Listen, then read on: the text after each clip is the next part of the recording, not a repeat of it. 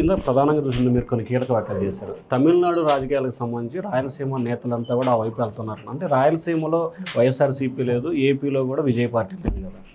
మిథున్ రెడ్డిని అడిగితే బాగుంటుంది నాకన్నా, ఎందుకంటే మొత్తం లాబింగ్ ఆయనే చేస్తున్నాడు. ఇప్పుడు జోసఫ్ విజయ్తో కలిసి రాయలసీమలో ఉన్న సమ్ రెడ్డిస్ అంతా కూడా తమిళనాడు వైపు పరుగులు తీస్తారు కార్లు వేసుకొని. మాకు తిరుపతి దగ్గరగా ఉంటే మనం చూస్తుంటాం. ఎందుకంటే జగన్ సినిమా అయిపోయింది, కనీసం జోసఫ్ విజయ్ని ఇచ్చుకొని ఇక్కడ ప్రచారం చేసుకుంటూ గెలుస్తాము, తమిళనాడు కల్చర్ మాకు చుట్టుపక్కల దాదాపు కొన్ని లక్షల ఓట్లు ఉన్నాయి అనే ఆలోచనతో రేపు స్థానిక ఎన్నికల్లో జోసఫ్ విజయ్ని తీసుకొచ్చి ప్రచారంలో భాగంగా ఉన్నారు.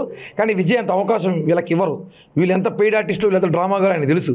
తండ్రి నుంచి చెల్లిని వాడుకున్న రాజకీయాలకి వెళ్ళి నన్ను వాడుకుంటారా బాబు తెలుసు. కాబట్టి వీళ్ళు తమిళనాడు వైపు ఎందుకు చూస్తున్నారంటే జోసఫ్ విజయ్ గెలిచాడు కాబట్టి మనం కూడా అదే వేలో సింగల్గా సింహమో పులో మేకో వెళ్ళిపోదాం అనేసి ఆలోచనలు ఉన్నారు.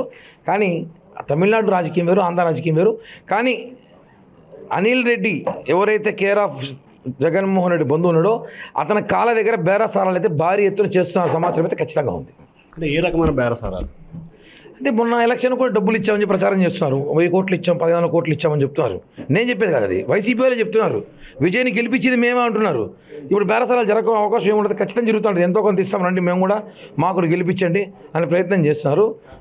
ఒకటన్నా ఈ జగన్ బ్యాచ్ని గెలిపించాలంటే విజయ్ కాదు, ఆ వెంకటేశ్వర స్వామి వాళ్ళు వచ్చిన వాళ్ళు కాదు, వాళ్ళ బ్యాచ్ని.